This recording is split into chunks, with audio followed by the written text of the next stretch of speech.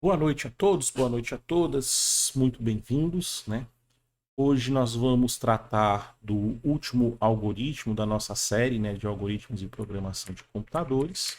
Deixa eu avançar aqui até o mesmo, né, que é o algoritmo de número 9. Para quem não viu os algoritmos anteriores, os VODs, né, os vídeos estão disponíveis lá no meu canal do YouTube, né? youtube.com.br/prof. Bruno Lopes, né? E hoje nós vamos trabalhar com esse algoritmo que é a conversão de caractere para número, né? Qual é o problema que a gente vai trabalhar com esse algoritmo, né? Então, nosso propósito vai ser projetar um algoritmo e, dado uma representação em caractere de um número inteiro, converta-o em sua representação numérica, né? Esse vai ser o nosso objetivo de hoje, né? E por que que isso, né, é tratado como um problema, né, na computação? Porque vamos analisando, né, o computador, a máquina que a gente utiliza para poder executar os algoritmos expressos em uma linguagem de programação, né? Basicamente, ele representa tudo internamente como um número binário. Então, tudo que nós temos, seja uma foto, seja um vídeo, né, seja um áudio, né, qualquer arquivo que você tenha, né, vai ser sempre representado por números binários, né? Essa é a estrutura básica, né, que um computador ele utiliza para poder representar os objetos que a gente manipula dentro dele, né? E se tudo é um número binário, como é que a gente representa um texto, por exemplo, dentro do computador? Como é que, por exemplo, essas letrinhas aqui que a gente está vendo aqui na minha tela, ou vocês vêem na tela de vocês, né? As mensagens que vocês digitam no chat, como é que ele sabe que isto é um texto, né? Como é que ele sabe que ele tem que exibir um texto, né? Para isso, foram criadas, existe um conjunto de tabelas, né? Para tudo aqui a gente vai ter uma tabela nesse caso, onde nós temos aqui que nós chamamos de tabela de codificação de caracteres. Codificação de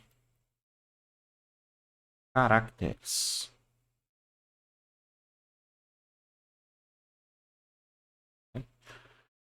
A tabela mais famosa, também acho que foi uma das primeiras, né? É a tabela ASCII. Colocar aqui cor diferente, né? A tabela ASCII. América Standard, não sei o que mais lá das quantas. Tem um significado. Deixa eu abrir aqui. Tabela ASCII. American Standard Code for Information Interchange, né? Nome bonito. E o que é a tabela ASCII, né? Uma das primeiras a serem criadas. Ela é uma tabela, né, aonde que nós temos, deixa eu abrir aqui, deixa eu ver se tem uma imagem maior. Essa aqui tá menor. É essa aqui mesmo, abri uma nova guia. Tá aqui ela, acho que deve dar para vocês enxergarem. Então aqui é a tabela ASCII. Veja que nós temos aqui a coluna onde tem os números decimais, nós temos os números em hexadecimais, nós temos os números em octais, a gente discutiu até no último momento a respeito disso. Aqui nós temos o caractere que ele representa este número e aqui uma descrição deste caractere, né? A tabela ASCII, né, ela codifica 127 caracteres, né? Então eu preciso de 7 bytes para poder fazer isso, para poder codificar os 127 caracteres, né? Eu preciso 7 bytes, não, me desculpa, 7 bits, né? Em um byte é 8 bits. Desses 8 bits eu utilizo 7 para poder representar toda essa tabela. E essa tabela, ela é uma representação de caracteres em forma de números, né? Alguns caracteres aqui nós chamamos de caracteres visíveis e outros caracteres aqui nós chamamos de caracteres não visíveis, né? E todo caractere aqui ele é representado como um número, certo? Então, internamente na memória do computador, né? Seja lá dentro no registrador, seja na memória RAM, é armazenado um número. E aí ele tem uma forma de distinguir se este número que está na memória ele é um número é um número que representa realmente um número inteiro, um número ponto flutuante ou alguma coisa do tipo, ou se ele representa texto, né?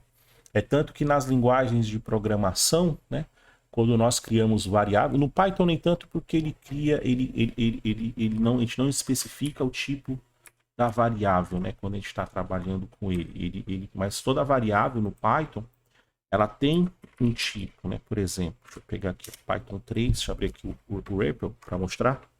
Se eu criar aqui a variável A, né? Se eu criar a variável A com o valor aqui ABCDE, né? Se eu colocar aqui, ó, type A, né? Essa variável A, ela é de que tipo? Ele está dizendo aqui que a variável A é do tipo str, que significa string. Já já eu falo com mais detalhes o que significa esse string, né? Se eu pegar aqui a própria variável A e colocar aqui 1, 2, 3, né? Se eu perguntar o tipo dela, agora ele falou que é do tipo int, né? Que é o tipo inteiro, números inteiros. Se eu pegar a variável A, novamente, e colocar aqui 1.23, né? E perguntar qual é o tipo, ele vai me dizer agora que é do tipo float, que é ponto flutuante, né? Números com casas decimais. Se eu coloco aqui A, recebe o valor true, né? Ele vai dizer agora que é do tipo boolean. Então, toda variável, baseado no valor que ela armazena, ela vai ter um tipo, né? Então, a linguagem de programação, ela mantém esse registro do tipo da variável, porque independente se é uma string, se é um inteiro, se é um ponto flutuante ou se é um booleano, isso tudo na memória vai ser armazenado como binário. Agora, a forma como eu represento o binário para o usuário que está solicitando o valor daquela variável, né, ela vai mudar, né? Uma string é texto, né? Um inteiro, um ponto flutuante ou inteiro, ele é um número, né? E o booleano aqui é um valor que é true ou false, verdadeiro ou falso, né? Então, a representação sempre na memória, sempre internamente no computador, é número binário, mas quando eu apresento esse valor, depende do tipo que ele for, existem formas diferentes de apresentar, né? Então, neste caso de string, né, que isso aqui, esse ABCDE, né, cada caractere desse aqui, o que é uma string, né? Uma string, né? String em inglês, se você for pegar, né, você vai encontrar o significado como string sendo uma corda, né? String também é uma corda. Mas também string, ele tem outro significado que é o significado de cadeia, né? Cadeia no sentido de você ter coisas encadeadas, não cadeia de jaula, né? Que é jail, né? Mas é cadeia de você ter coisas que estão encadeadas umas com as outras, né? Porque cada caractere deste, pegando aqui a tabela ASCII como exemplo, deixa eu voltar aqui, a gente precisa, como os valores eles vão de 0 até 127, né? Para eu poder representar essa faixa de valores, eu preciso de 7 bits, né? De 7 bits, né? Porque se a gente pega aqui um byte, né? Que é 8 bits, né? Pega aqui 1, 2, 3, 4, 5, 6, 7, 8. Né? Se eu pegar esses 7 bits aqui, né? O que número isso aqui representa? Né? Isso aqui é igual 0, 1, 2, 3, 4, 5, 6, né? Isso aqui é 1 vezes 2 a sexta, mais 1 vezes 2 a quinta, mais 1 vezes 2 a quarta, mais 1 vezes 2 a terceira, mais 1 vezes 2 ao quadrado, ou a segunda, mais 1 vezes 2 a primeira, mais 1 vezes 2 elevado a zero. Vou deixar isso aqui mais para a esquerda. 1 vezes 2 a sexta, vezes 2 a quinta, 1 vezes 2 a quarta, 1 vezes 2 à terceira, 1 vezes 2 ao quadrado, 1 vezes 2 à primeira e 1 vezes 2 a zero. Isso aqui representa, isso aqui vai ser 1. 2 elevado a zero é 1, 1 vezes 1 é 1, né? 2 elevado a 1 é 2 e 1 vezes 2 é 2. 2 ao quadrado é 4, 4 vezes 1 é 4. 2 elevado ao cubo é 8, 8 vezes 1 é 8. 2 à quarta é 16, 16 vezes 1 é o próprio 16. 2 à quinta é 32, 32 vezes 1 é ele próprio. 2 à sexta é 64, 64 vezes 1, 64. Né? E se nós somarmos esses números, deixa eu colocar assim, porque eu não consigo somar de lado. Eu só sei somar vários números dessa forma. Minha CPU aqui ela é bem limitada. Né? 1 mais 2, 3. 3 mais 4. Deixa eu pegar esse 1 e deixar por último. Né? Aqui é 6. 6 com 6, 12. 12 com 8, 20. 24, 26, 27. Então aqui é 7. Sobe 1. 6, 3, 9, 10. Aqui é 2, né? Sobe 2, 27. Eu tô ficando doido já. 27. 6, 3, 9. Com mais 1, 10. Com 2, 12. Então aqui nós temos o valor 127. Então com 7 bits eu consigo representar números entre 0 e 127, que são os caracteres da tabela ASCII. Né? E na tabela ASCII nós temos esses caracteres aqui, né? O caractere 00, né? Ele representa o caractere nulo. É um caractere que ele não tem uma representação visual, né? Aí tem aqui o caractere 1, é o SOH, que é o Start of Head, né? O 2, o STX, que é o Start of Text, né? End of Text, End of Transmission, Enquiry, Acknowledgement, né? E vai indo. Por exemplo, tem uns caracteres que a gente usa muito, desses não visuais, que é o LF, né, o Line Feed, né, que é o nosso famoso /in, né, quem já programa aí, a gente usa esse /in aqui para poder representar o Enter. Isso aqui é o nosso Enter. Né?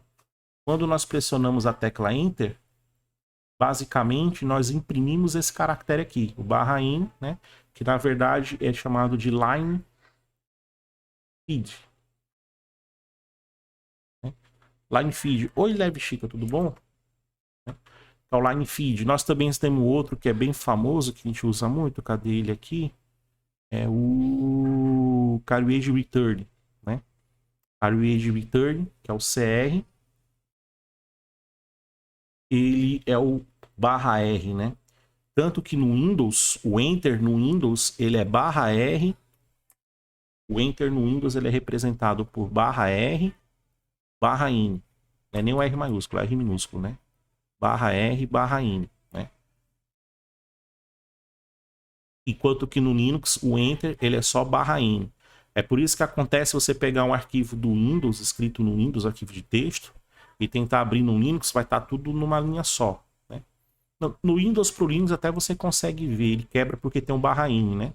Mas se você pegar um arquivo escrito no Linux, né? Isso aqui é Linux. E o Windows. Se você pegar um arquivo escrito no Linux e jogar no Windows, né?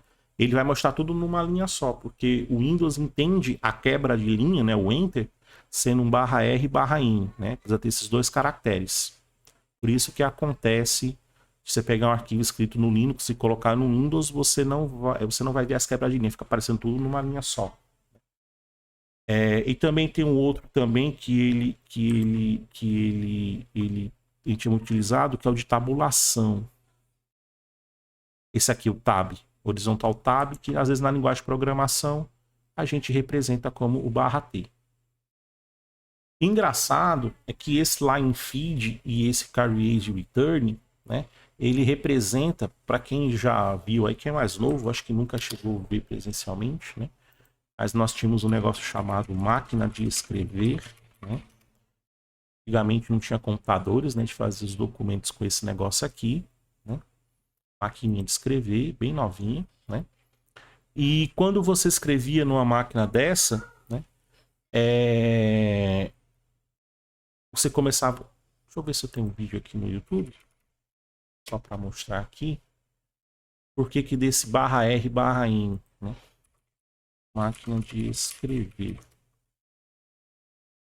Então você tem aqui a máquina de escrever. E quando o funcionamento dela, você vai digitando as teclinhas. Deixa eu avançar aqui. Você vai pressionando as teclas. O teclado é semelhante ao que a gente usa hoje em dia. E este aqui que nós chamamos de carro, essa peça aqui que ela se movimenta, nós chamamos de carro, né? E conforme você vai teclando, né, no teclado da máquina de escrever, né, o carro ele vai se movimentando da direita para a esquerda, né? Fazendo com que essa peça mecânica aqui, deixa eu só avançar aqui, que ele está ajustando, ó, essa peça mecânica aqui onde vai estar o caractere, né? Então, o ato tá aqui, ó. Você vai escrevendo. Deixa eu ver que ele quando começa a escrever aqui, ó. Vai escrevendo. Vai escrever, ó. Vai escrevendo, o carro ele vai se movimentando da direita para a esquerda, né? E quando você chega ao fim da linha, ou você quer dar um enter, né? Você tem que fazer um retorno de carro. Por isso que o nome desse aqui é Carriage Return, né? Porque você tem que retornar esta peça móvel ela novamente para a direita, né, para que o primeiro caractere fique aqui no lado esquerdo da folha, né? E depois você dá um line feed, que é ele fazer que isso aqui gira. Você aperta uma tecla que ele gira um pouquinho, que é para ele ir para a próxima linha, né? Então esses dois caracteres, o /R/N, ele representa essas duas ações que os datilógrafos eles faziam antigamente. O carriage return, que era quando eles estavam digitando, era pegar o carro com o movimento com a mão que eles faziam, pegar o carro e jogar para a direita. E o line feed, que é fazer esse tambor aqui, dar um pequeno giro para que o próximo caractere ficasse na linha de baixo, né? Então isso aqui tem muito questões históricas nessa tabela aqui também. E quando a gente começa aqui, a partir desse momento, a gente vai ter aqui os caracteres, são caracteres visíveis, ou seja, num texto, se você escrever um texto no editor, né, você vai conseguir visualizar esses caracteres, né? No monitor eles vão ser representados de forma visual. O primeiro deles é o espaço, né? A barra de espaço quando a gente pressiona. O que acontece, na verdade, é ele colocar um caractere representado pelo decimal 32, o hexadecimal 20 ou o octal 040, né? E aqui é o símbolo HTML dele, ó. É comercial, cerquilha 32, ponto e vírgula, né? E ele significa o espaço. Então nós temos aqui o exclamação, aspa dupla, cerquilha, símbolo de cifrão, porcentagem, é comercial, aspa simples, abertura de parênteses, fechamento de parênteses, e aí vai indo, né? E note que os números, né, os algarismos, né, numéricos, eles são aqui, tem aqui eles aqui, ó, 0, 1, 2, 3, 4, 5, 6, 7, 8, 9. Só que o 0, ele vai representar o caractere 0, não é o número 0. O caractere 0, ele é representado na memória pelo número 48, né? O caractere 1 é o 49, o 2 é o 50, 51 e assim sucessivamente, né? Então vejam que os caracteres numéricos eles ficam entre 48 e 57, né? Essa aqui é a representação numérica dos caracteres, né, numéricos. Os caracteres do alfabeto, né, do ABC até o Z, né? Os maiúsculos começam aqui do 65, né, o A maiúsculo, e eles vão até o 90, que é o Z maiúsculo. E depois nós temos aqui o A minúsculo, que começa do 97, e eles vão até o Z minúsculo, que vai até o 122, né?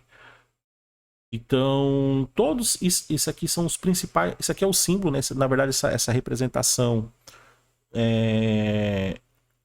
dessa tabela é dos caracteres da língua inglesa, né? Até porque foi criado nos Estados Unidos, né?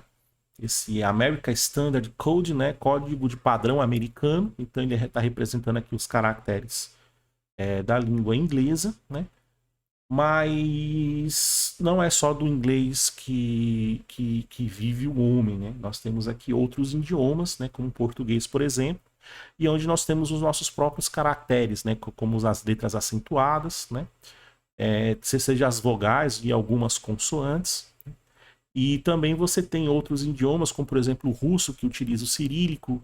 Você tem os ideogramas chineses, né, os japoneses, os coreanos, e aí vai, né? Você tem o hebraico, né, que tem também os diagramas dele, o arábico, né, o árabe, né, também tem as formas de diagrama dele. Então,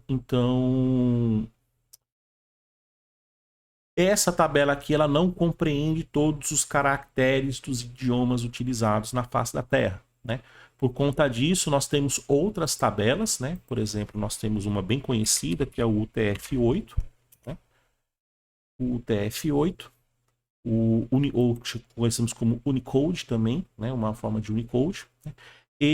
Você representa os caracteres aqui com até 4 bytes, né? Enquanto aqui, ó, o ASCII ele só precisa de 7 bits, né? O UTF-8, você pode ter até 4 bytes, se não me falha a memória. Tá aqui, ó. 4 bytes, exatamente. 4 bytes para você representar caracteres. Ou seja, 4 bytes, né? 4 bytes é aproximadamente 4 bytes é igual a 32 bits. E isto aqui é aproximadamente 4 bilhões. Né? É um pouco mais do que 4 bilhões. Um pouco mais do que 4 bilhões. Né? Então, eu consigo representar com o TF-8, né, até 4 bilhões de caracteres, que já é o suficiente para eu pegar todos os caracteres, dos idiomas da face da Terra. E também nós temos uma outra tabela de codificação, né, que é o UTF-16, que aí eles vão entrar mais símbolos aqui também. Acho que aqui já entra os emojis, aquelas coisas todas e tal. Também temos o UTF-32, que é mais ainda, né? E assim vai. Cada um deles tem um propósito, né? Mas independente da tabela, né? Todo e qualquer caractere visual ou não visual, ele é representado de forma binária internamente no computador. E na hora de ele ler esse binário, ele vê o que aquele binário significa, né? Porque o binário tem a sintaxe dele, que é você formar números com zeros e uns. Isso aqui é um número binário, você usa 2 símbolos aqui, você usa o símbolo 0 e você usa o símbolo 1, né? Para poder representar isso aqui. Então, isso aqui é a sintaxe dele. Agora, a semântica é o que isso significa, né? Dependendo da semântica, você pode ter significados diferentes, né? Então, tudo que o computador ele é capaz de representar ou capaz de reproduzir, sempre existe uma representação numérica binária para isso, né? Por exemplo, estou aqui falando, estou usando aqui o microfone, né, esse aparelhozinho para falar com vocês, que ele está captando a minha voz, né, as ondas sonoras emitidas pela minha caixa vocal, né, na minha garganta. Ele captura isso de alguma forma, ele converte isso aqui para ondas eletromagnéticas, né, energia, né, ele gera uma representação eletrônica dessa onda. E o computador, né, ele faz a leitura dessa onda e representa ela de forma binária, né?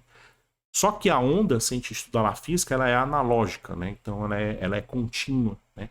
E como o computador ele utiliza uma representação binária e não tem como eu representar todos os números, né, na forma binária, porque eu precisaria de muito espaço na memória RAM para poder fazer isso.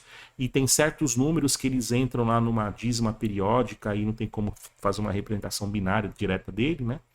Então, ele trabalha num universo discreto. Como eu não consigo representar tudo, consigo representar um pedaço disso, né, uma boa parte, mas não a totalidade. Então, o computador, nós falamos do ponto de vista matemático que ele é uma máquina discreta, né?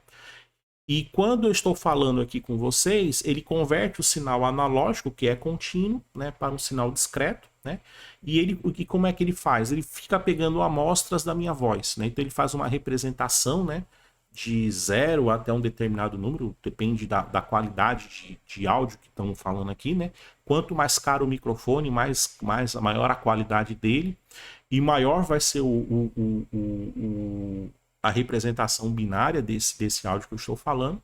Então ele fica tantas vezes por segundo pegando um número que representa a frequência de voz, né, que eu estou fazendo nesse momento, e esse número é transmitido até os computadores das senhoras e dos senhores, e esse número depois, quando vocês recebem, o computador ele vai gerar um sinal novamente analógico que vai ser enviado ou para os fones de ouvidos de vocês ou para as caixinhas de som, né?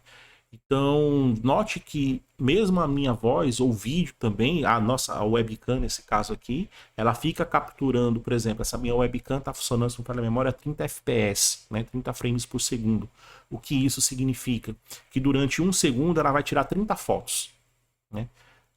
E essas fotos vão ser colocadas uma após a outra e que nos dá a sensação visual de que há movimentação, mas nada mais é do que uma ilusão de ótica, né? Você passando várias fotos rapidamente, uma em seguida da outra, que dá a sensação de movimento, né? Quando você tem um jogo lá 60 frames por segundo, né, significa que ele gera 60 imagens a cada segundo, e essas imagens são trocadas entre uma e outra nesse intervalo, e que dá a sensação de movimento, né? Cada imagem dessa, ele vai converter uma imagem, né, formada por vários pixels, né? Que um pixel é um ponto, né, que você tem 4 informações básicas, né? No formato RGB, né, que é uma das formas de você representar um pixel, né? Existem várias formas, mas uma forma é chamada de ARGB. Você tem o valor de alfa, que ele controla a opacidade daquele pixel, né? Se ele é transparente ou se ele é opaco, o nível de opacidade. Você tem o valor de vermelho, o valor de azul e o valor de verde, né?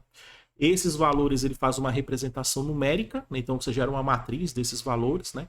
Onde a linha e a coluna ela representa o pixel da tela do computador. Então se você tem um monitor de 1920 por 1080, o computador representa isso numa matriz de 1920 colunas por 1080 linhas, né? E cada valor dessa matriz é o valor de ARGB lá do pixel, e isso é mandado para os computadores, para a Twitch, para o YouTube, para o que for. E quando ele recebe essa matriz, né, esses valores, ele consegue imprimir, representar no seu monitor, aquilo que você está sendo capturado pela webcam ou qualquer outra coisa, né? Então, independente do que você vê, independente do que você faz no computador, tudo, né, é representado em forma de binário, número. Tudo é número. Para o computador, tudo é um número. Para ele, o que ele mais faz, no final das contas, é manipular números, né? Agora, o que este número representa, aí depende da semântica, né, do que nós estamos armazenando. Se é áudio, se é vídeo, né, se é uma imagem, ou qualquer outra coisa que a gente possa armazenar ou manipular via computador, ok? Certo? Então, voltando aqui para o nosso problema, o que ele está dizendo? Nós vamos receber aqui como entrada, né, algo do tipo, por exemplo, tem aqui, ó, 1, 2, 3, né? Tem aqui 1, 2, 3, né? E ele quer que eu coloque como saída, né, uma variável numérica que tem o valor 1, 2, 3. Ou seja, eu pegar um texto, né? Vou pegar um texto, né, onde aqui os caracteres eles sejam caracteres numéricos e converter isso para o número. Se eu receber como entrada, por exemplo, 1, 2A, né? Isso aqui é para dar erro. Ele não vai conseguir fazer este processo, né? Porque o A ele não tem uma representação. Aqui vamos assumir que a gente está trabalhando com números decimais, né? Base 10. Como eu estou trabalhando com números decimais, o A não tem uma representação, ele não significa nada dentro do sistema decimal. Não existe o símbolo A no sistema numérico decimal. O sistema numérico decimal, só relembrando, ele é formado pelos símbolos 0, 1, 2, 3, 4, 5, 6, 7, 8 e 9, né? Deixa eu fazer aqui. 5, 6, 7, 8 e 9. É formado por esses 10 símbolos, né? Então, dentro dos símbolos utilizados no sistema decimal, não existe o símbolo A. Logo, isso aqui é uma entrada inválida. Ou qualquer entrada que contenha algum caractere não numérico, né? Qualquer entrada que tenha um caractere não numérico, ela não é uma entrada válida, né? Ou seja, todas as entradas aqui, elas têm que ser caracteres numéricos. E como é que a gente avalia se é um caractere numérico ou não? A gente pode pegar o caractere, né, e verificar o valor numérico dele na tabela ASCII, né? Lembrando que o número 0, só colocando aqui, ó, deixa eu colocar aqui de novo, ó, 0, 1, 2, 3, 4, 5, 6, 7, 8.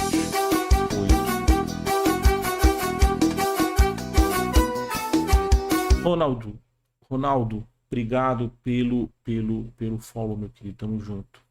5, 6, 7, 8, 9. Olhando a tabela ASCII, né, nós temos que o número 0, ele é... Cadê aqui? O número 0 é 48, na tabela ASCII, né? Então aqui é 48, 49, 50, 51, 52, 53, 54, 55, 56 e 57. É isso, ó. Números 9 e 57. Então, eu vou pegar caractere a caractere e verificar a representação numérica do caractere, né? Então, se eu pego aqui e recebo, né, 473, eu tenho que primeiro pegar apenas só o 4, né? Só o 4, o caractere 4, e verificar qual é a representação numérica desse caractere, né? E verificar qual é a representação numérica desse caractere, que isso aqui vai ser 52, né? E verificar se este número 52 ele está entre 48 e 57. Né? Ou seja, se vamos chamar essa representação numérica aqui de x, né? Eu tenho que verificar se x, né, ele é menor ou igual do que 48, ele é maior ou igual do que 48 ou menor ou igual do que 57. Né? X tem que ser maior ou igual a 48 e x tem que ser menor ou igual a 57. Né? Então, essa aqui vai ser a nossa condição para poder verificar se este caractere dentro de uma string que nós estamos utilizando, ele de fato ele é um caractere numérico. Né? Se ele for menor do que 48, se ele for maior do que 57, nós estamos lidando com outros caracteres que não sejam numéricos. Mas professor, opa, Pixie, obrigado pela range, meu querido. Daqui a pouco a gente faz a comemoração, só para a gente não perder aqui o fio da meada. Então, qualquer caractere que seja menor do que 48 ou maior do que 57, né, eles não são caracteres numéricos. Né? Mas, professor, o senhor não falou que isso aqui é a tabela ASCII, por exemplo, né? Aqui é a tabela ASCII, mas que também nós utilizamos, por exemplo, a tabela UTF-8, né? Nós temos também aqui a tabela UTF-8. Como é que fica na tabela UTF-8? Porque isso aqui o senhor mostrou para a gente na tabela ASCII, né? Mas hoje em dia utiliza-se a tabela UTF-8. E aí, né? Por uma questão de retrocompatibilidade,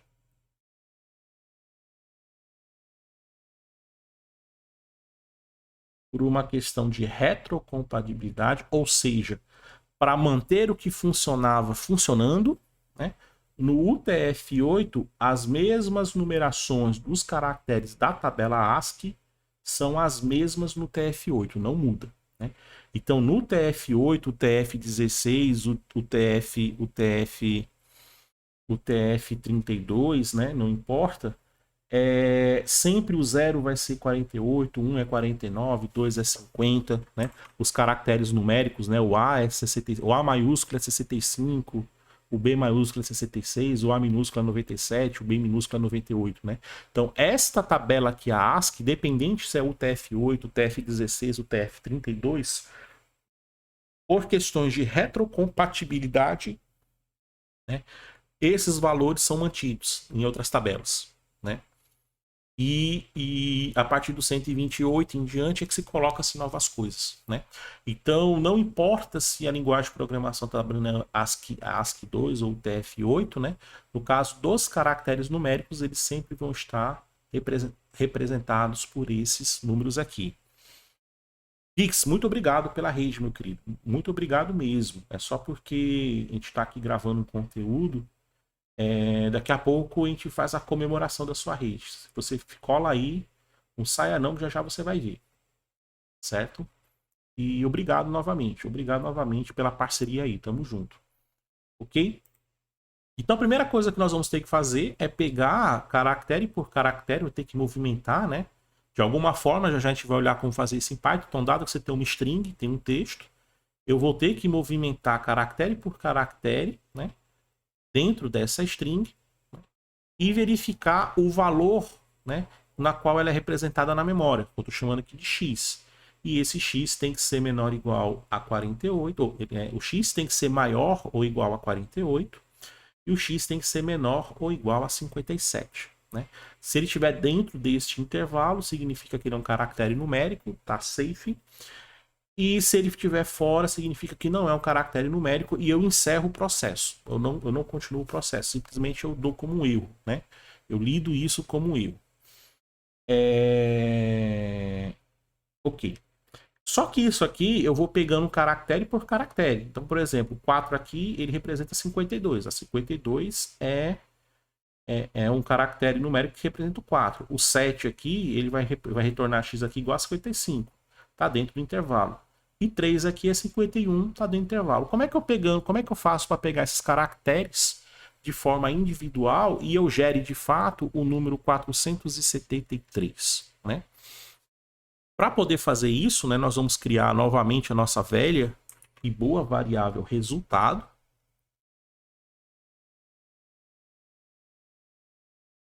Inicialmente ela vai receber um valor 0, né? E nós vamos fazer o seguinte, ó, toda vez que eu conseguir um caractere que ele seja numérico, né? Então, o que nós vamos fazer? Ó, resultado vai receber o próprio valor de resultado vezes 10, mais o valor numérico, a conversão, né, desse valor, do valor do x aqui para número. Vamos colocar aqui, chamar de valor. Por quê? Por que vai ser isso aqui? Ó?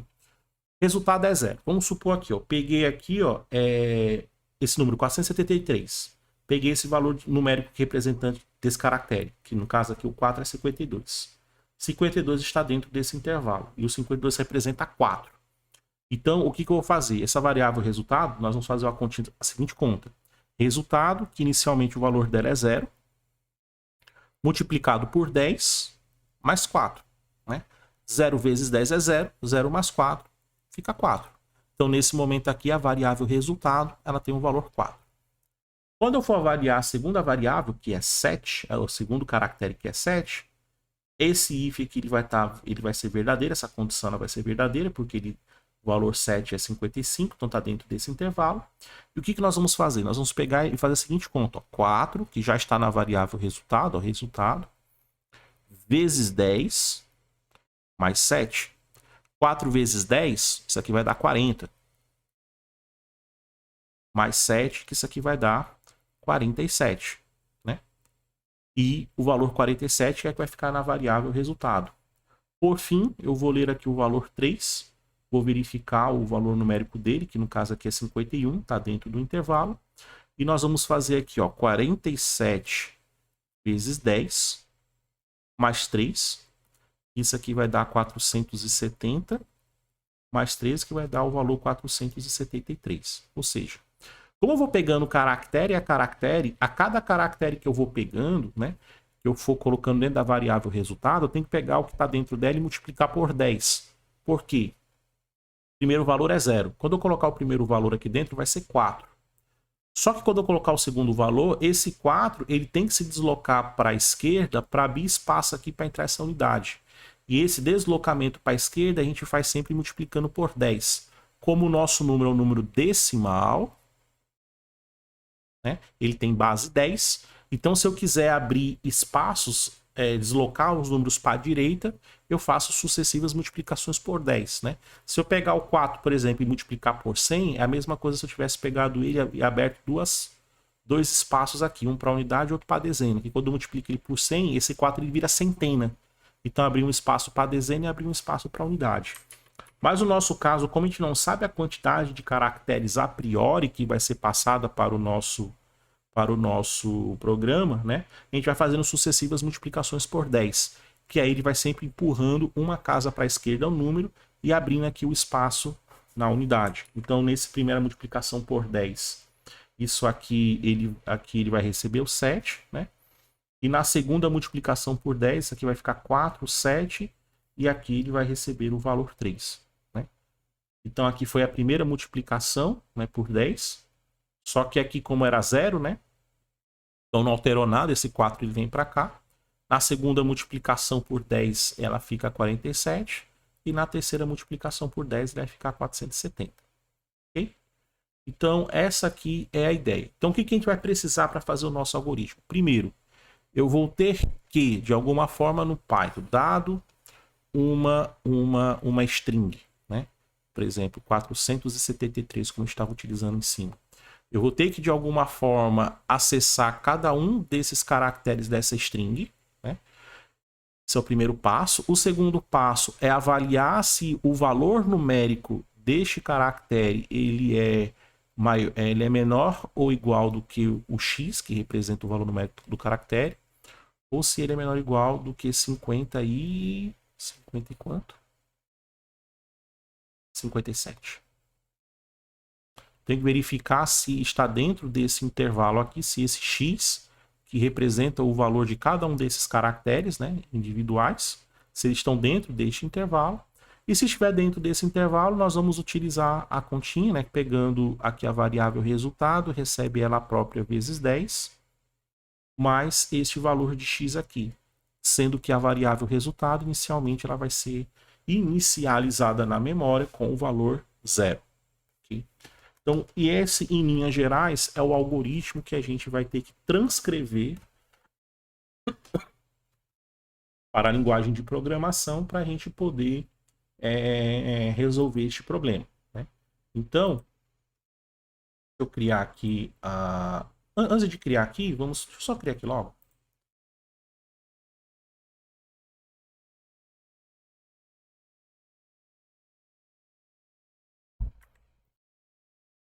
Criar aqui logo a pasta alg09. .py. Antes de a gente escrever aqui o nosso algoritmo propriamente dito, vamos só brincar um pouco aqui com o Python. Sair aqui e entrar de novo no REPL. Né? Então, o que eu quero aqui, uma coisa interessante. Então, para escrever uma string no Python, tanto faz eu escrever assim, ó, ABCDE, né? Como eu escrever com aspas simples. Né? O Python tanto faz aspas duplas ou aspas simples. Ambos os tipos, eles são do tipo string. Né? Algumas linguagens de programação, né, você vai ter uma diferenciação onde aspas duplas é para string e aspas simples é para caractere. O que isso significa em outras linguagens de programação? Ou seja, se eu fizesse isso aqui, por exemplo, pegar em JavaScript, por exemplo, isso aqui não é válido. Né? Você fazer com aspas simples isso aqui não é válido. Se fosse em JavaScript. Né? Só seria válido se você colocasse um caractere aqui dentro. Porque aspas simples representa um caractere, não um conjunto de caracteres. Um conjunto de caracteres é representado por aspas duplas. Isso em linguagens como Java, JavaScript, C e aí vai. No caso do Python, ele não faz distinção de aspas simples e aspas duplas. Boa noite, ratões. Boa noite, Pixel. Tudo bem com vocês? eles não fazem distinção, né, de aspa simples e aspa dupla. Acho que até o DF Moreto chegou aqui mais cedo, deu boa noite, eu não cheguei a falar com ele. Boa noite, DF Moreto também.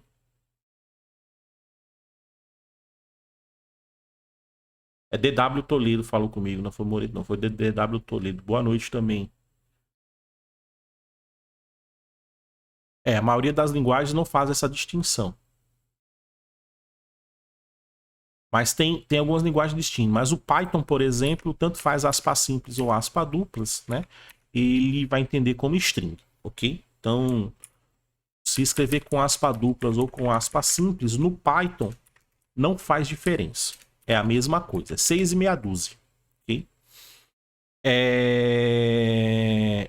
Então vamos lá.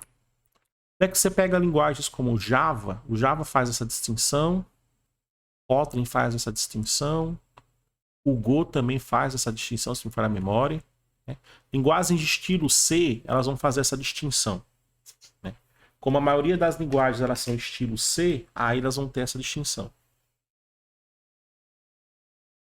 Ó, o JS. Ah, o JS não faz, tá certo. O JS não faz. O JS não faz, é verdade. Mas tudo bem. Mas vamos lá. Voltando aqui. E isto aqui é um conjunto de caracteres. Internamente, né, um conjunto de caracteres, né, as linguagens de programação eles vão representar como um array, né, um vetor, uma lista de caracteres. E o Python não é diferente. Se eu pegar aqui, ó, a variável A tem um valor ABCDE. Se eu colocar aqui A e colocar índice 0, o que acontece? Ele me retorna só o valor de A. Se eu colocar índice 1, ele me retorna o valor de B, índice 2 me retorna o valor de C, 3, o 4, que é o E. Se eu colocar 5, ele vai dar erro porque não existe nada na posição 5. Lembrando que tudo começa do 0, né? Então o 0 é o primeiro, o B é o segundo, o 2 é o terceiro, o 3 é o quarto e o 4 é o quinto, né? E o Python tem uma coisa interessante, não vou entrar muito em detalhes, mas, por exemplo, se colocar -1, né? O que acontece? Ele pega o último, né? Se eu colocar aqui em menos, ele vai fazendo o contrário, né? Ele vai fazendo o contrário. Ele tem esse negócio aqui. Eu nunca tentei isso no JS, não. No Python eu sei que tem, já tinha brincando. Mas enfim, isso aí é o de menos. É só uma questão de... Só para mostrar mesmo. E ele tem esse suporte. A gente não vai precisar desse negativo, não. Né? Então, eu consigo no Python acessar caractere por caractere, definindo aqui a variável que tem um conjunto de caracteres, abrindo colchetes e colocando o índice deste caractere. Né? Então, desta forma, e também se eu tenho essa funcionalidade de se eu colocar len a, ele vai me dizer quantos caracteres tem dentro dessa variável. Ou seja, a variável a ela tem 5 caracteres, né? Que é essa variável aqui que tem texto.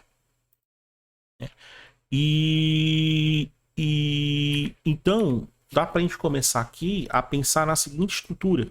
Se eu pegar um for i in range do tamanho da variável a, né? O len de A vai me retornar o valor 5. E o range ele vai me gerar um conjunto numérico. Né? Quando eu faço esse range 5. Cadê aqui a caneta?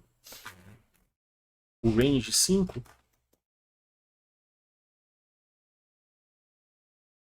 Por exemplo, o range 5. Ele vai gerar aqui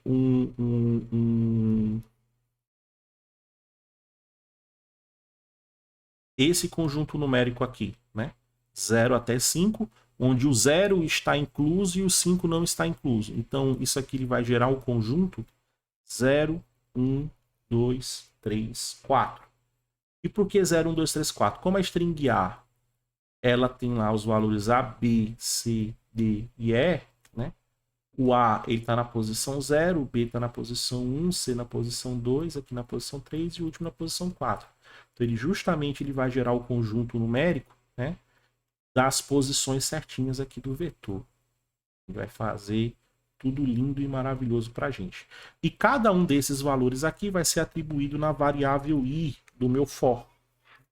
Então, voltando aqui para o nosso... Cadê? Aqui, esse len de A, ele vai pegar o tamanho da string da variável A. Então, A tem 5 caracteres, ele vai retornar 5.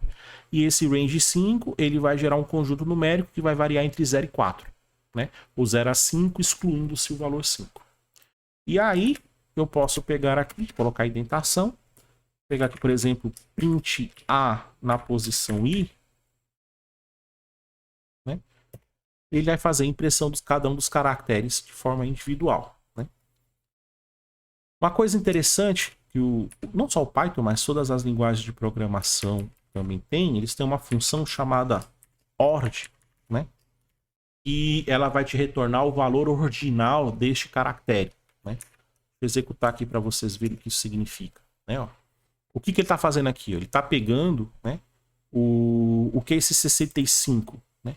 Se a gente for olhar a tabela ASCII, né, deixa eu colocar a tabela aqui do lado de cá, o que é 65? Nós não pegamos aqui, ó, 63, 64, 65. Ó. Isso aqui é o valor do caractere A. Né? 66 é o valor do caractere B. 67 o valor do caractere C. Né? E assim sucessivamente. Então, este ord, no caso do Python, é uma função interna da própria linguagem. Outras linguagens têm algo parecido, né? Não é uma exclusividade do Python esse tipo de operação. Né? Todas as linguagens de programação vai ter algo parecido. Pode mudar um nome ou coisa do tipo, mas existe esse tipo de função em linhas gerais. Aonde se eu passo um caractere, né, da tabela ASCII, né, de uma tabela de codificação qualquer, ele vai retornar a representação numérica desse caractere. E também, se eu pegar aqui, por exemplo, no Python tem a função chr, que se eu passo o número aqui para ela, ele me retorna a representação em caractere desse número. Né? Tem uma coisa interessante, se a gente pegar aqui, ó, vamos pegar um número bem alto, que é o 30.000, ó, a gente começa a ter acesso a outros tipos de caracteres que não são comuns aos caracteres ocidentais, né? Você vai ter aqui, ó, não sei se isso aqui é chinês, é coreano, eu não entendo isso aqui, mas você vai ter essas representações lá na frente. Então, o número 30.000, né, na tabela, no caso aqui o Python é UTF-8, ele é representado por este caractere aqui. Né? Mas voltando para a nossa discussão, ó, note que esta forma aqui de fazer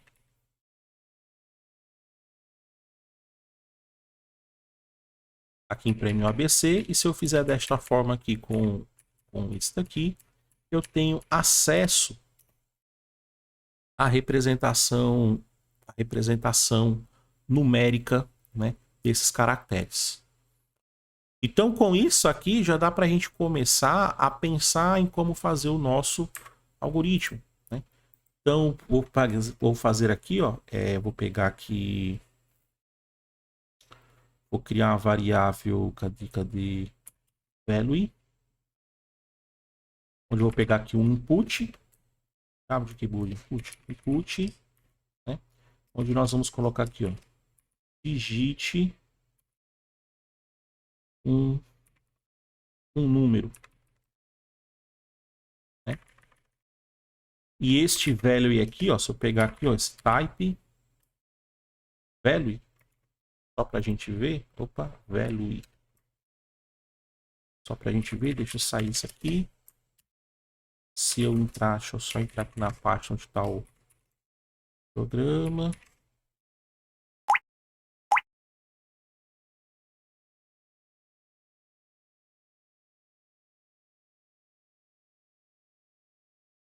Ixi, as partes estão tudo assim. Espera aí, deixa eu só... Depois eu conserto. Conserto isso. Só questão de permissão. Vou colocar aqui Python 3 main.py, que é o nome desse arquivo. Né? Ele vai executar. Digite o número, colocar aqui 1, 2, 3. Ele só não imprimiu o tipo, né? Deixa eu só consertar isso aqui logo. Pegar isso aqui e colocar um print. Só para imprimir na tela qual é o tipo desse cara. Então, quando eu executo aqui, eu digito o número 1, 2, 3. ver que aqui este value aqui, ele é do tipo string, né? Só que eu quero converter esta string para um tipo int, para um número inteiro, né? Um número dentro da linguagem de programação.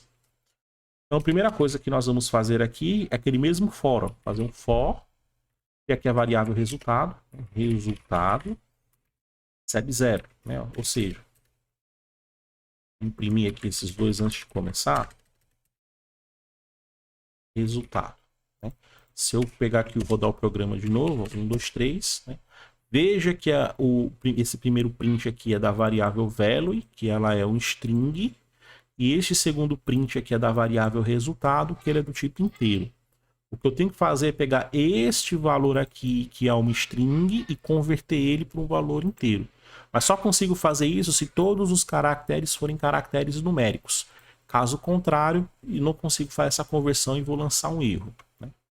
Então vamos lá. Para fazer isso, obviamente eu vou ter que pegar aqui e andar pela variável. Esse aqui, o range do len e value. A gente colocar isso aqui em inglês, colocar em valor mesmo, colocar em português. Tá misturando inglês assim tanto, mas o nome das variáveis não mantém a consistência. Então aqui eu vou fazer o for. Se eu pegar aqui e der um print, né, um valor na posição i e executar este programa novamente, eu vou ter aqui, ó, ele está pegando caractere por caractere dessa string, né?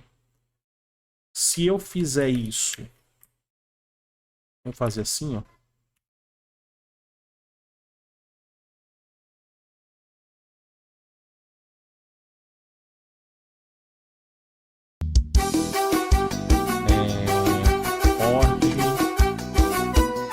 Valor. Se eu fizer Melo Boy, obrigado pelo follow, meu querido. Tá aqui, ó. O número 1 representado pelo 49, o 2 pelo 50 e o 3 pelo 51, né? Então, eu já estou conseguindo acessar valores individuais e com este ordem eu consigo pegar o valor propriamente dito, né? Ou seja, se eu já posso pegar aqui, por exemplo, escrever aqui o if, né? E verificar o seguinte, ó, se o ORD, né, desse caractere, né, se ele é, posso até fazer assim, se ele é maior ou igual do que 48, né, que é o valor do zero lá cadê aqui? Não é aqui, passei errado, aqui. 48 que é o zero na nossa tabela ASCII, ou se ele é menor ou igual do que 57.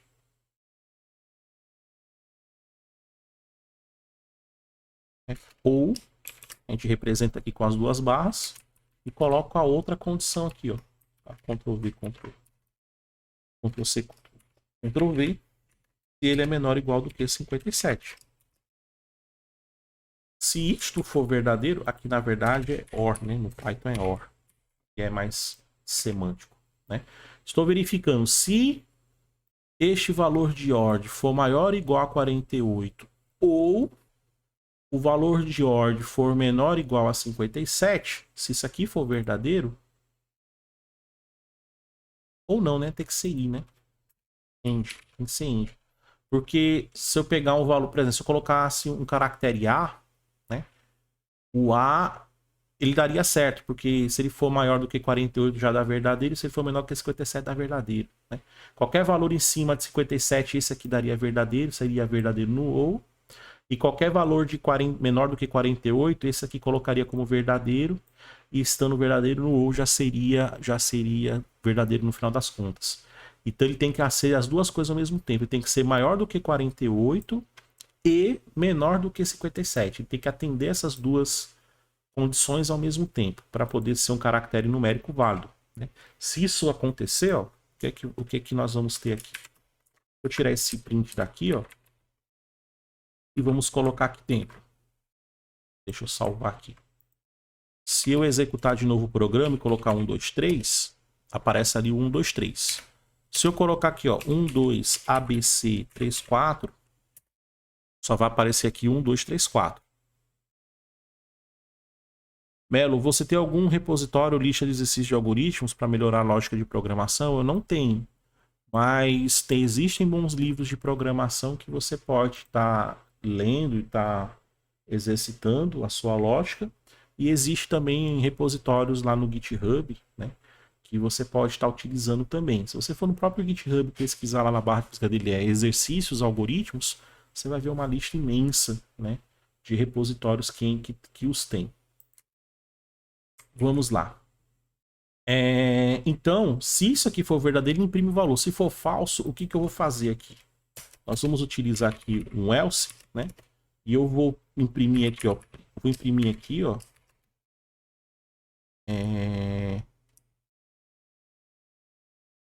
O texto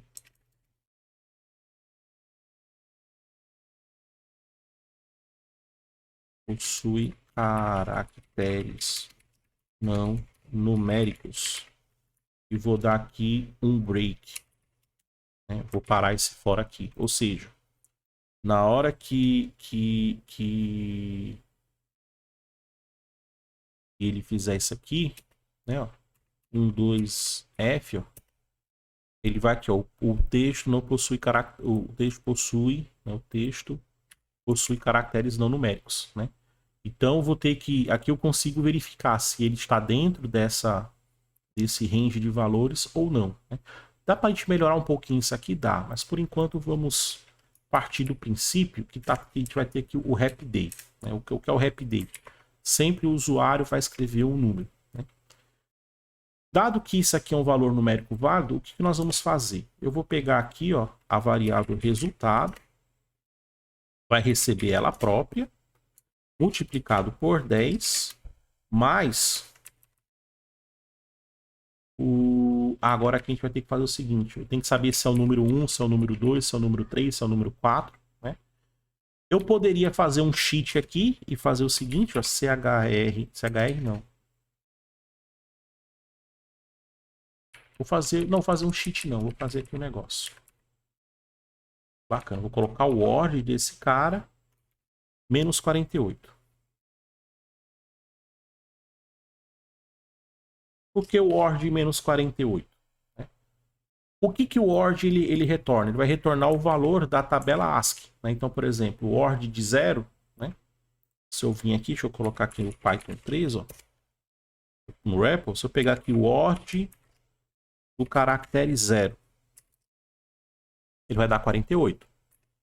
Se eu colocar o ORD de 3, vai dar o 51. Colocar aqui o ORD de 9, que é o último caractere, que é 57. Né? Aqui, que é os números de 48 a 57. Quanto é 40? Se eu fizesse aqui, ó, ORD de 0 menos 48, o que eu vou ter como resultado? 48 menos 48 é 0. Se eu colocar o ORD de 1, que é 49 menos 48, é 1. Se eu colocar aqui 5, né, o 5 é quem? O 5 é o 53. 53 menos 48 é 5. Por que isso? Como os números eles estão agrupados de forma sequencial dentro da tabela, né, eu posso tomar, para fazer eles virarem 0, 1, 2, 3 até 9, basta eu pegar o valor do 0 e substituir do valor numérico da representação dele na memória. Né? Como o 0 é 48, 48 menos 48 dá 0, que é o valor numérico dele. Né? O 1 é 49, 49 menos 48 dá 1. E vou fazendo essa substituição por subtração por 48 para obter no final dessa conta o valor numérico do mesmo. Né? Por exemplo, aqui o 9, caractere 9 menos 48, ele me retorna 9. Né? E este cara aqui, ele é um inteiro. Né? Então eu posso fazer operações numéricas com ele normalmente. Então, se eu fizer aqui resultado vezes 10 mais o ORD dele, né, o valor ordinal, né, da tabela ASCII ou da tabela UTF, tanto faz, menos 48, né, que é o valor base, ele vai começar aqui a me dar o resultado. Né? E se eu pegar aqui e der um print print resultado, o que nós vamos ter?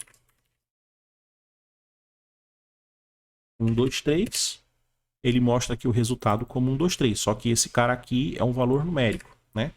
Se eu pego e faço aqui, por exemplo, né, 4, 5, 7, vou pegar um número bem grande aqui, ó, ele vai gerar a representação numérica desse cara. A gente pode melhorar, porque se eu fizer isso aqui, não vai dar erro, né? Ele só está ignorando esse cara aqui. Mas o ideal era a gente verificar se todos os caracteres dentro dessa string eles pertencem a esse intervalo, 48 a 57. Né? Mas aí vou deixar para as senhoras e para os senhores que se interessarem fazerem aí como exercício, como desafio aí para vocês fazerem. Mas o grosso do algoritmo, né, a principal parte do algoritmo, ela é dada por isso aqui, ó, essa variável resulte com esse laço de repetição e este if verificando se o valor representativo do caractere está entre 48 e 57, né? Isso aqui nem precisa desse print, esse print ali é só para mostrar, né? Mas o algoritmo propriamente dito, ele é dado só por essas 4 linhas de código aqui em Python. Em outras linguagens de programação não vai mudar tanto disso aqui não. Vai ser basicamente essas linhas aqui. E aqui, se você digita um número dessa forma, você vai ter a representação numérica dele. E com essa representação numérica eu posso fazer as operações matemáticas normalmente. Porque se eu tenho essa representação em string, se eu fizer aqui, ó, print valor mais 2, mais 3. Né? Se eu fizer aqui valor mais 3, no Python aqui, se eu executar, era para dar 126, né? Aí vai dar um erro, porque ele está dizendo que não pode concatenar uma string, né?